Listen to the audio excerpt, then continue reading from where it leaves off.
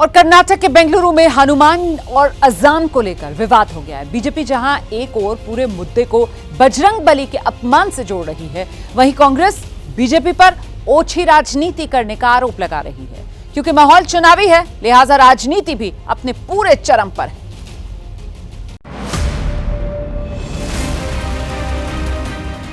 सरेआम दुकानदार से मारपीट और ठीक अगले दिन कर्नाटक में बीजेपी और हिंदूवादी संगठनों का प्रदर्शन। आपकी टीवी स्क्रीन पर दिख रही ये दोनों तस्वीरें कर्नाटक की शांत फिजा में सांप्रदायिकता की आहट को बयां कर रही हैं।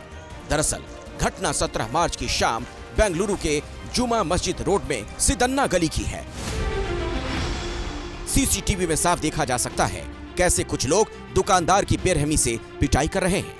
दुकानदार और लड़कों के एक गुट के बीच किसी बात को लेकर पहले बहस हुई और फिर नौबत मारपीट तक पहुंच गई।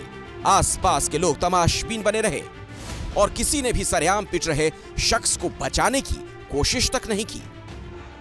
पीड़ित दुकानदार का नाम मुकेश है, जिसका फिलहाल विक्टोरिया अस्पताल में इलाज चल रहा है। मुकेश ने बताया वो अपनी दुकान में हनुमान भजन बजा रहा था, लेकिन लड़कों के गुट ने आकर इसे बंद करवाने का प्रयास किया, जिसके बाद हाथापाई हो गई। 6:15 का टाइम मैं यहाँ पे एक साउंड प्ले कर रहा था, गाना भजन प्ले कर रहा था। 3-4 लोग आए और मुझे धमकाने लगे कि फोन स्पीकर वगैरह बजाया तो मेरे को मार दूंगा पूरा। तो मैंने बोला आपको तकलीफ क्या हो रही है? तो बोला हमारा अज़ान का टाइम में सब नहीं प्ले करना। तो बोला अज़ान का टाइम तो अभी नहीं है ना, तुम अभी ऐसा क्यों कर रहे हैं? तुम ज़्यादा बात मत करो, ऐसा बजाया तो मैं तुम्हारे को मार देता। और धमकी भी दिया कि चाकू छुपा दूंगा, मेरे को मारा दो। घटना का वीडियो जैसे ही सोशल मीडिया पर वायरल हुआ, बीजेपी ने पूरे मुद्दे को सनातन धर्म और अपमान से जोड़ दिया। आज बीजेपी और हिंदूवादी संगठन सड़कों पर कांग्रेस सरकार के खिलाफ प्रदर्शन कर रहे थे और आरोपियों की गिरफ्तारी की मांग की गई। हमारा मांग यही है, ये जो 6 लोग हैं ये अरेस्ट किए जाए, इनके ऊपर कठोर से कठोर भारतीय दंड संहिता की धाराएं लगाई जाए और आगे से इस तरह की पुनरावृत्ति न हो। अगर पुनरावृत्ति हुई तो हम उग्र आंदोलन करने से पीछे नहीं हटेंगे। जो दिन ब दिन बढ़ते जा रहा है ना, इस चीज पर प्रतिबंध लगना चाहिए, चाहे कोई भी हो। तो हम एक ही मांग करते हैं सरकार से कि जो जिहादी गैंग है इसके ऊपर कड़ी कार्रवाई जाए और कड़े सेक्शन के अंदर इनके ऊपर वो केस दर्ज किया जाए और जेल भेजा जाए। बीजेपी के इस प्रदर्शन में सांसद तेजस्वी सूर्या भी शामिल हुए।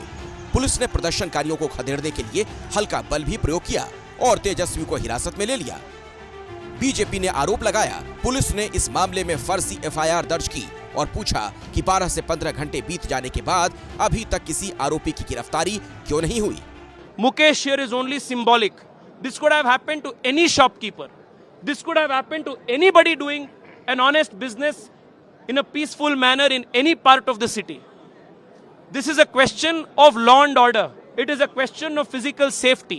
We are demanding from the government professional investigation, impartial, unbiased investigation. BJP के प्रदर्शन को देखते हुए इलाके में धारा 144 लागू कर दी गई है। पुलिस का दावा है कि सीसीटीवी फुटेज के आधार पर आरोपियों की पहचान करने की कोशिश की जा रही है। हमलावरों पर हत्या की कोशिश, जानलेवा धमकी देने जैसी संगीन गंभीर धाराओं के तहत मुकदमा दर्ज कर लिया गया है। Connection with this incident, so far 5 persons have been arrested and another person is to be arrested. So as and when the incident took place, the DCP and other senior officers rushed to the spot and they have registered a case and investigated.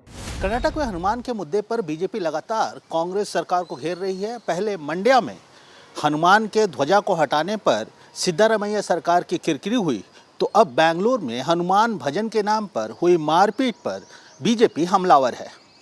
माहौल चुनावी है, ऐसे में देखना होगा कि हनुमान के मुद्दे पर हो रही राजनीति का बीजेपी को कितना फायदा होता है और क्या ये वोट में तब्दील हो पाता है या नहीं।